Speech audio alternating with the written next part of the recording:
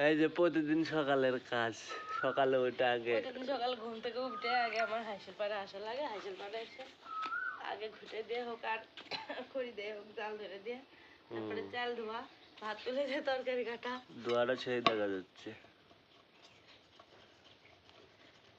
এমনি তো আকাশ কালো হয়ে আছে, আরো ধোয়া দিচ্ছে আর ধোয়া দিচ্ছে। বৃষ্টি যদি আসে না, ওই জায়গা নিলেই হলো নি।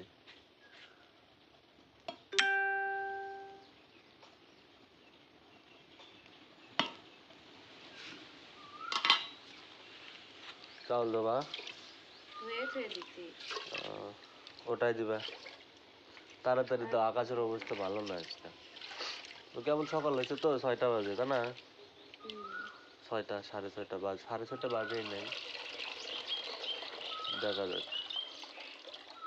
রোদ না উঠলে এরকমই থাকে, রোদ উঠলে পরে যে অবস্থা হয়। বৃষ্টিও দরকার, আর সবজির ক্ষেত্রে পানি নাই, পানি দরকার। নষ্ট হয়ে যাচ্ছে।